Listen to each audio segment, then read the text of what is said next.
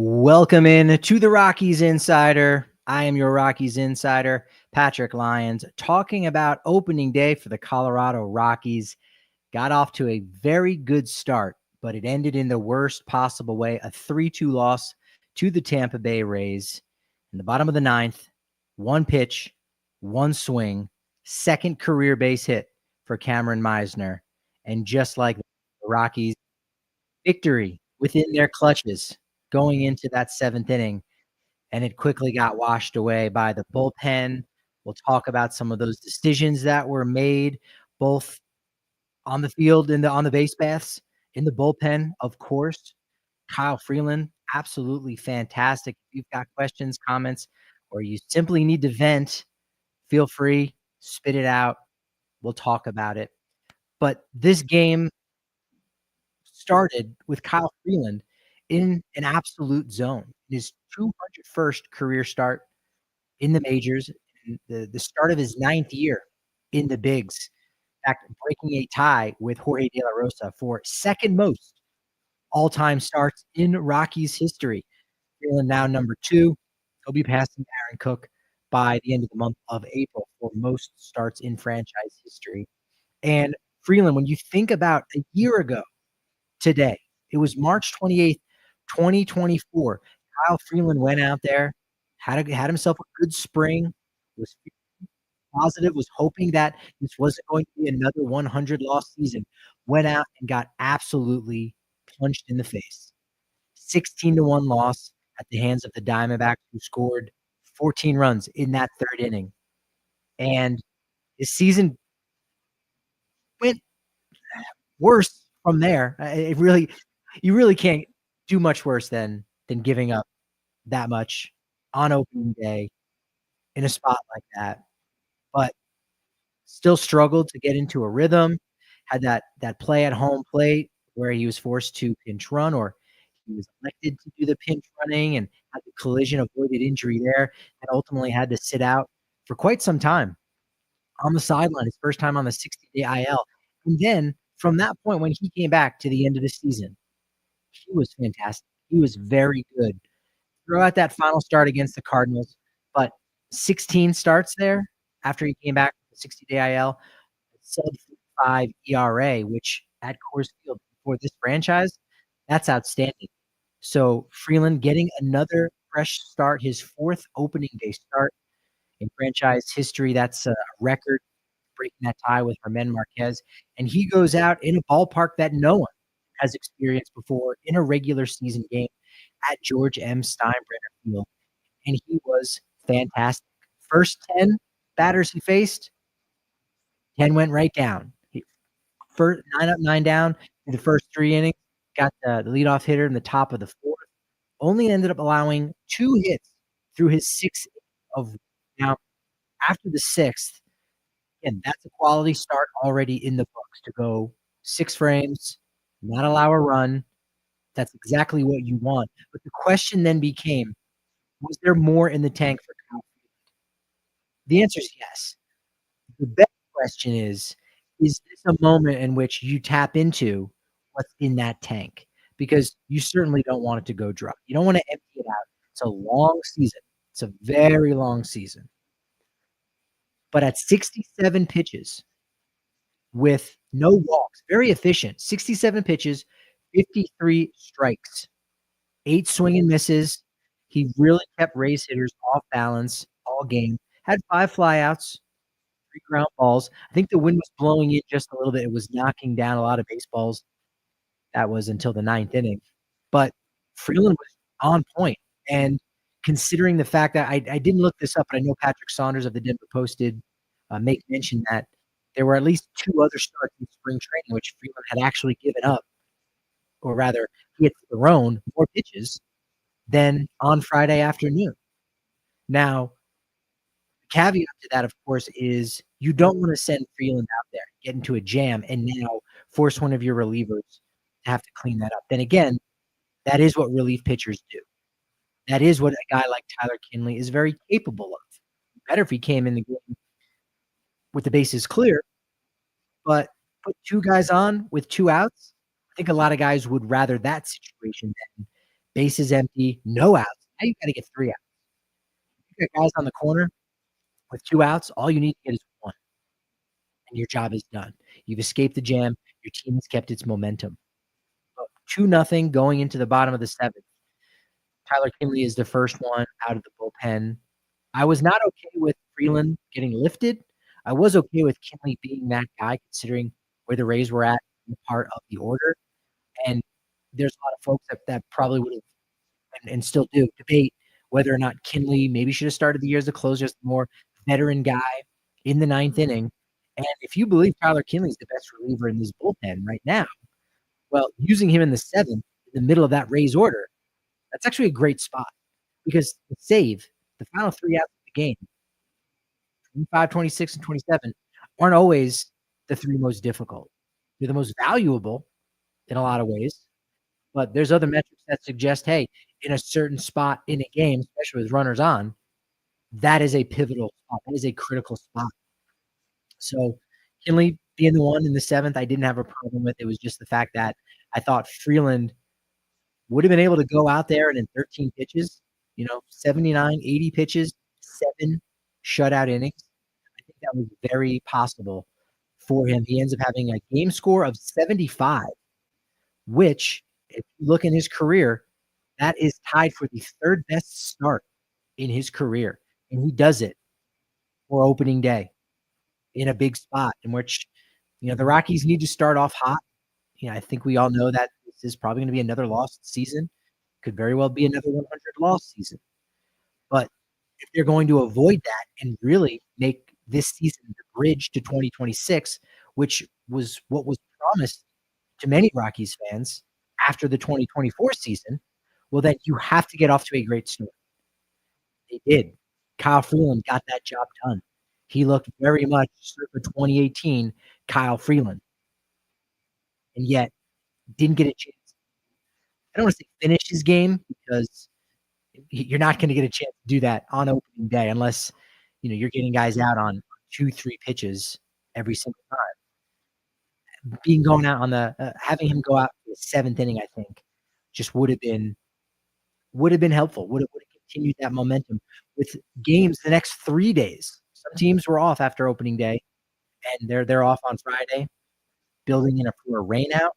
But because you still have those games the next 3 days, and you've got a guy who's absolutely feeling, you know what? One less inning for that bullpen could be that much more valuable going forward. Now you've used essentially 3 of your best 4 relievers. We'll include Seth Halverson in that best 4. But you used 3 of your 4 best relievers, and you came away with a loss. Let's get into the chat. Colin, who was actually down there, tip of the cap to you, Colin, down there at George M. Steinbrenner Field. Colin says, New Year, same bullpen. Rockies need to find more in their bats to help Freeland. Yeah, run support, we know all of last year was an issue for Kyle Freeland. It's really been the last few years. Since the loss of Arenado and Trevor Story, there's been a definite dip in offensive production for this team. I'll talk about the offense more, but 2 runs in that environment, I think, should have been enough. Again, we don't know what would have happened if Freeland did go out there again for the 7th inning before going to the bullpen, but a little bit more run support certainly would have been helpful. I know the Rockies had 7 hits, scoring 2 runs. They left 8 on base. They were 2 for 10 with runners in scoring position. Had a big opportunity in that first inning. Tovar single, McMahon single, runners on first and third with 1 out. All you need is a ground ball to the left side, maybe the right side, double play. Can Kris Bryant make sure he stays out of the double play? But a fly ball would have gotten the job done. You would have scratched across your first run in the first inning. Again, building momentum, great start, but unfortunately, 3-pitch strikeout for Kris Bryant. 3 off-speed pitches by Ryan Pepio. Did not look competitive. Michael Toglia, 4-pitch strikeout after that. So the offense, again, needs to do more. Cam, the homie from Blake Street Banner, how's it going? When will they ever learn? Frustrating. Yeah. Fun sometimes. There was a frustrating loss. That's why they can be frustrating. This one was definitely on the more frustrating side of things. Jake in the chat. Would have loved to see Freeland come back out. I would agree. But I get why you didn't. That being said, asking Vodnik to work multiple innings the first game of the season seemed contrasting logic. That was another piece to it too. So in the 7th, Kinley gives up 3 hits. He allows 2 runs. Angel Chiuchi comes in, clutch performance. He gets the final 2 outs of the 7th. Then in the 8th, Vodnik goes nice little inning in the 8th, and then he's brought back out again for the 9th, which again is a longer outing, of course. Now, at this point, it is a tie ball game, so you're not going to bring your closer into the game in the 9th because it's a tie situation. You can't win at that point. You can only hope to keep it tied. So at that point, Vodnik had only thrown 11 pitches, so okay, you understand that logic there. You would have hoped that maybe that logic would have stood with Freeland going back out for the 7th inning. But first pitch, Cameron Meisner had only 1 hit to his name at the end of last season. It's now his first extra base hit, his first home run of his career, second base hit. Exit velocity 108.1. That very easily cut through that breeze that was knocking balls down throughout this game at George M. Steinbrenner Field, the first ever big league game at George M. Steinbrenner Field. If you've been listening the last couple days, you know that this is the 4th time the Rockies have ever opened up a new building, the first ever regular season game. Now, I got this statistic from the Rockies PR department, their communications department. They do an amazing job. And so I think they've got this right. Because a lot of people are saying, what about Mile High? Rockies, of course, played that first game at Mile High back in 1993. Well, at that point, there were other regular season games played there in the NFL. So I'm thinking that's why that's disqualified. But you've got Coors Field on April 26th, 1995. Rockies were there for that first game naturally. 1998, I think that date was April 1st in 1998 at the Bob. That was the original name of Chase Field there in Phoenix, home of the Arizona Diamondbacks. Somewhat recently, you've got the game on July 24th at Globe Life Field in Arlington, home of the Texas Rangers. I've got the notes written down somewhere. I'm just not looking at it. The reason why I should very easily be able to figure out that it was July 24th is because my birthday is July 23rd, and that was quite possibly the worst ever birthday gift. I could have possibly gotten this opening day on my birthday. No, it needs to be in early April, late March. I don't want that whatsoever. So this now being the 4th, and this was something that I noticed. Again, phrasing you would like. I find this to be very interesting. 2 minor league ballparks are going to be big league ballparks this season. Tampa is only going to be for the Rays. That's it. There's a low A Florida State League team that plays in the Tampa Tarpons, but they can go play on backfields. They don't get huge attendance, so they don't necessarily need that facility. They don't need to shuffle the schedule around for that. But in Sacramento, where the A's are going to be playing, there's still a AAA club there. The Sacramento Rivercats still need to play a 6-month season, or really a 5+ month season in the Pacific Coast League. And so that ballpark, Sutter Health Park, is a major league ballpark this year. And the first game that's going to be played there, Friday night, Sacramento Rivercats against the Albuquerque Isotopes. So somewhat of a technicality, definite asterisk. Maybe don't even put it on the list, but find that to be interesting. Austin Gomber is starting that game on Friday night. If you're watching this live, figure out a way to get MILB TV, or you can probably just follow the dudes over at Blake Street Banner. They watch all the minor league games, so you don't have to. They also watch the minor league games to keep tabs on who's bubbling up in the minor leagues, who's making noise, how hard are they knocking on the door.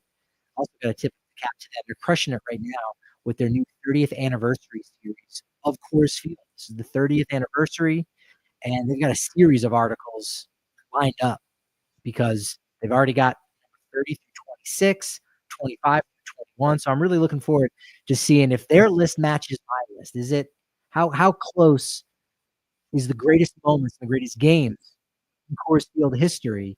How well did they do? So far, they're off to a really great start. Make sure you go to the website and check that out. So AAA lineup all set to go. Gomber on the rehab start. Strange seeing a big league pitcher making the opening night start for a minor league club. But Walker Buehler, I believe, did it last year for the Oklahoma City Dodgers.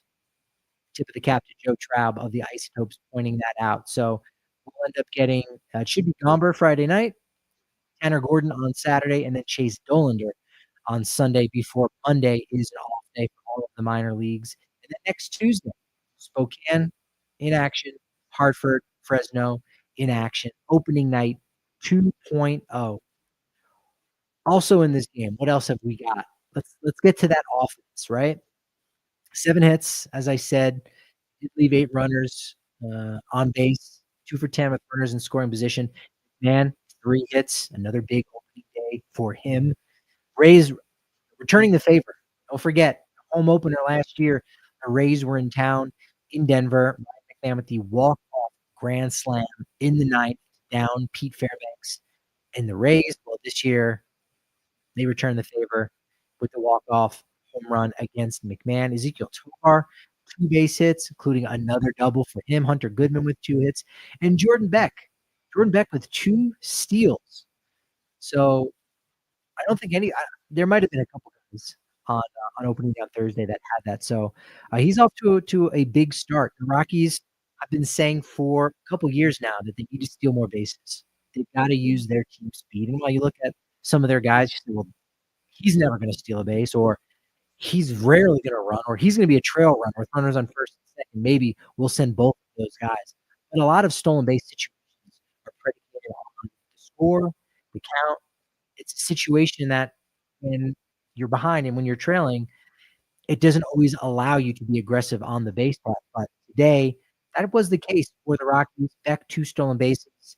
And then later on in the game, Mickey Moniak comes in to make his Rockies debut as a pinch runner, a guy who, in talking with GM Bill Schmidt on Thursday about some of those acquisitions. There's an article over on justbaseball.com right now about all of those flurry moves that the Rockies have made in the last week. About where Schmidt felt that Moniak was a guy that they had their sights set on before. Went 1-1 in the draft to the Phillies back in 2016. Scouted him a lot at Costa Canyon High School in California. But there's more pop in Moniak's bat. He's not a big guy, really, but 14 home runs the last 2 years. Stolen base-wise, 15 for 22. That's 68% of the time he's safe, and you can't steal bases any better than that. Probably shouldn't be bothering stealing. So he goes on the first pitch, boom, gets cut down. That kind of kills somewhat of a rally right there late. So disappointing there. 3-2 loss, Rockies, to the Tampa Bay Rays. And, they're going to play 161 more, so they'll have more opportunities to win ball games. And Senzatella set to go game 2 on Saturday. That's also going to be another 2-10 game for the Rockies down in Tampa.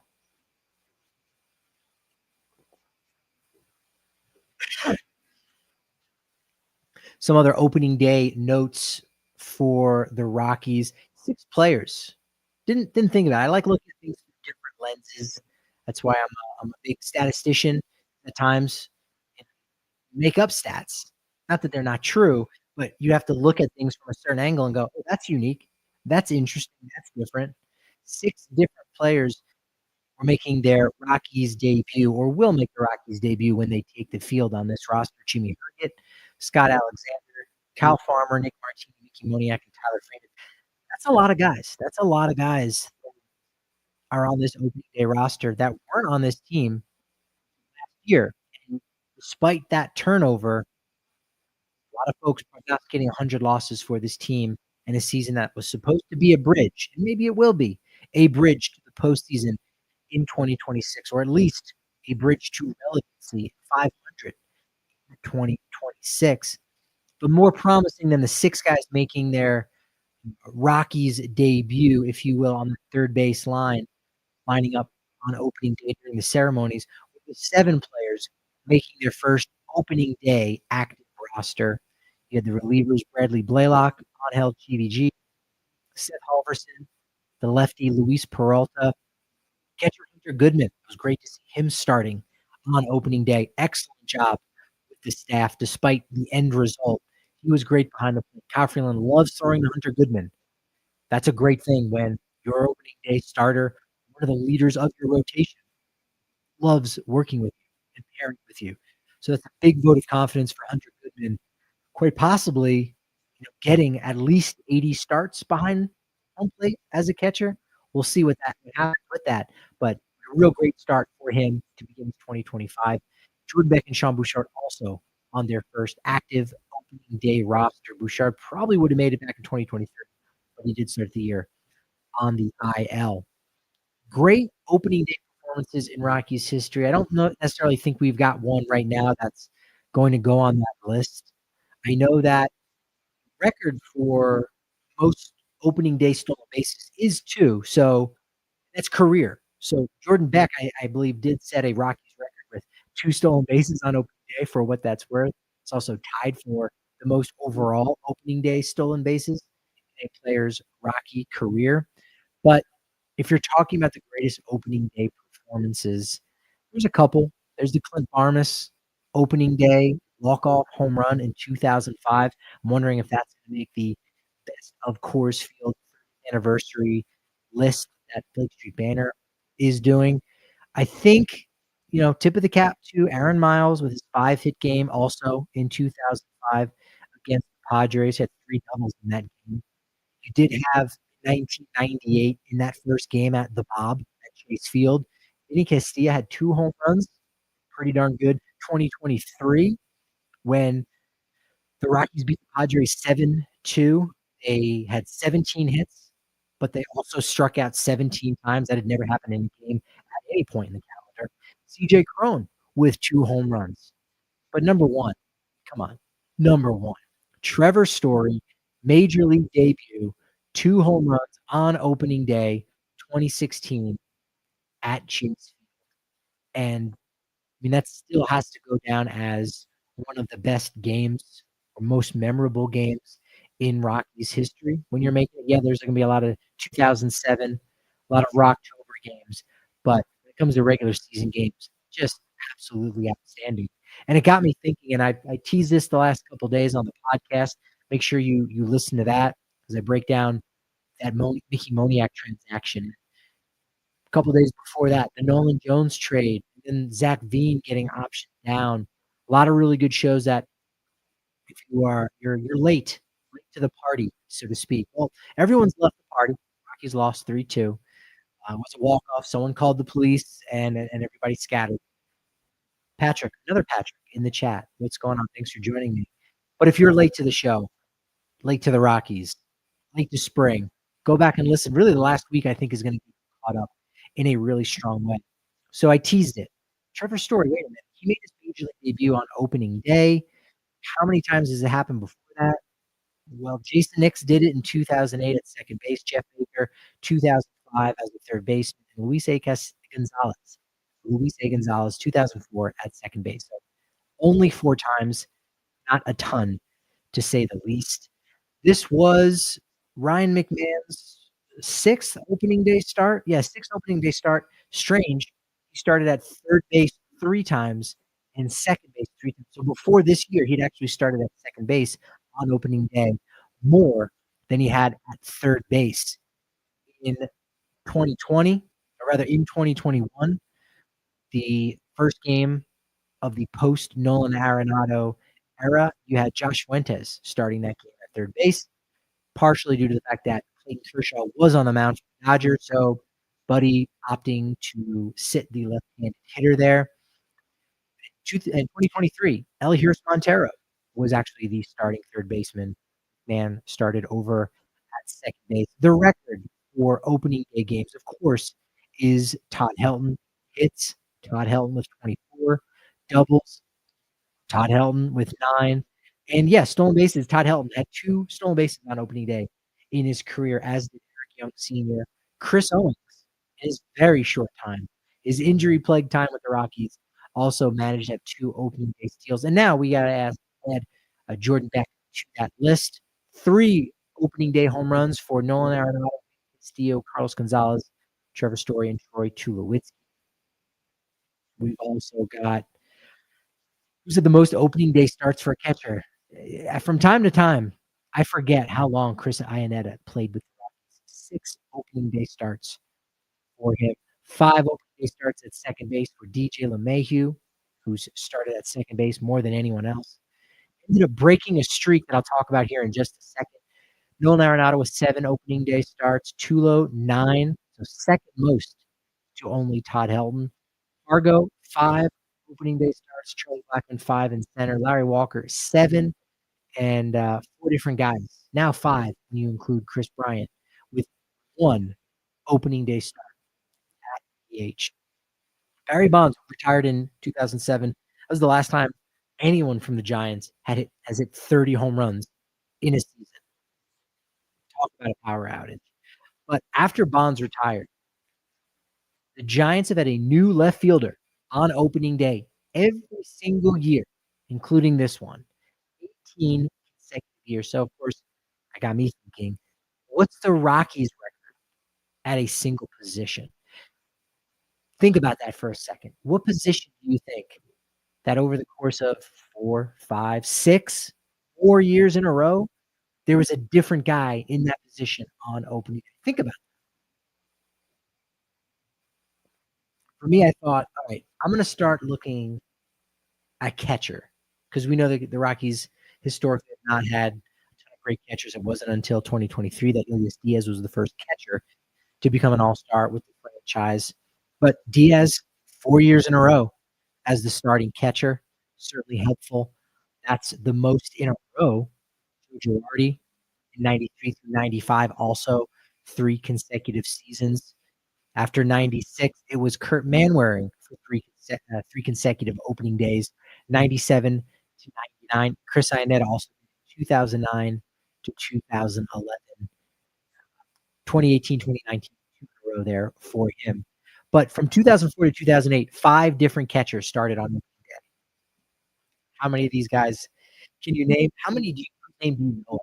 If you're not a hardcore Rockies fan, or maybe you're just a newer one and frankly weren't alive, or you were 2 years old back in 2004.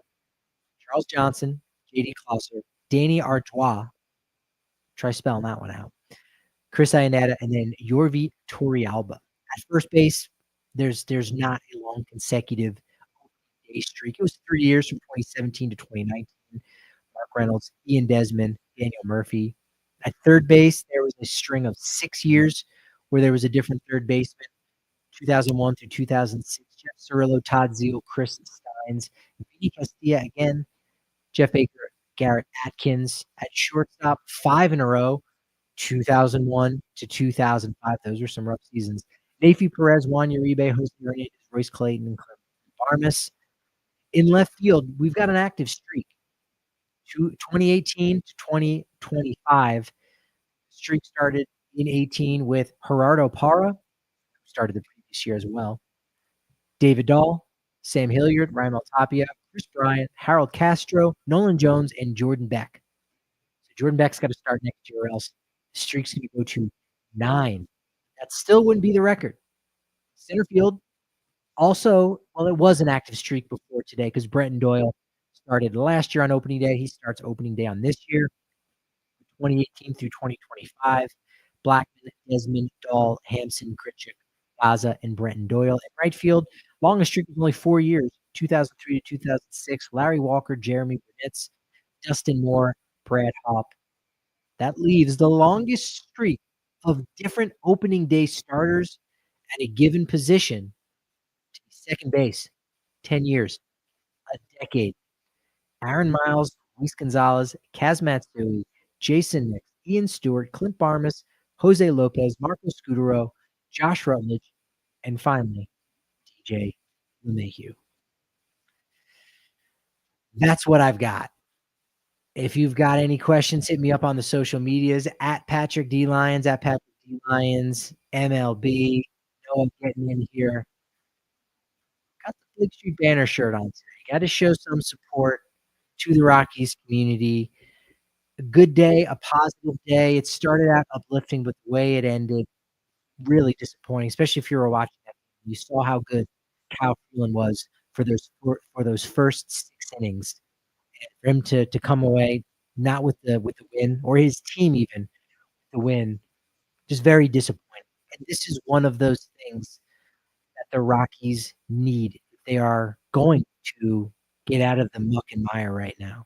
For them to snap out of this consecutive sub 500 streak, which will hit 7 this year, may hit 3 consecutive at 100 losses. They need to learn how to win games. They cannot throw games away like this. And sometimes it may come down to making a decision that is myopic. That is just about, let's really try to win today. And it's not a dangerous decision.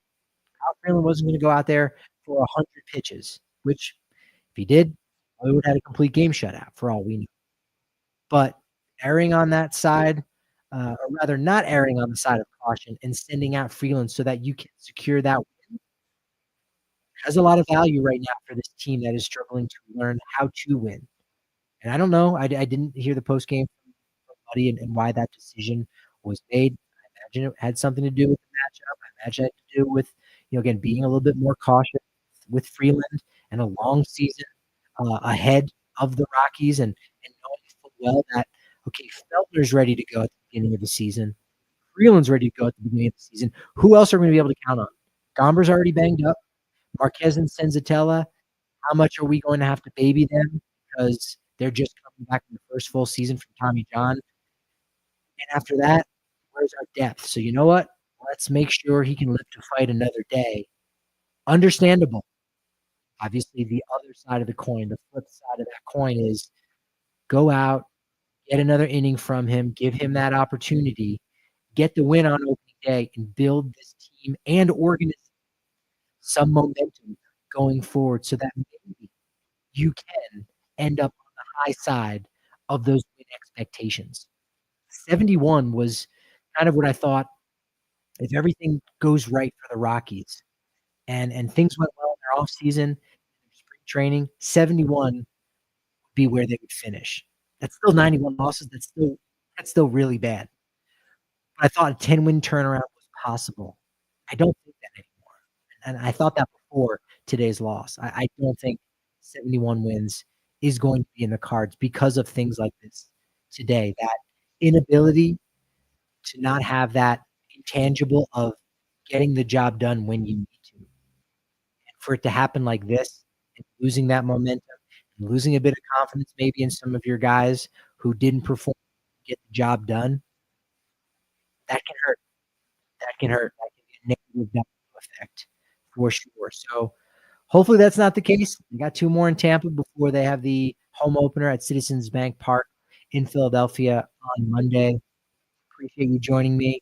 Join me over on the social media again at Patrick D. Lyons, MLB, and at Rockies Insider. Go over to that YouTube channel. Watch tons of interviews and conversations all throughout spring training with the coaching staff, with players, some of whom are on that opening day roster, some of whom are not. Check that out on the Rockies Insider YouTube channel. So thanks for joining me. Thanks for the momentum. But as I like to say, momentum, it can only be as good as my next show. So, of course, I'll talk to you then.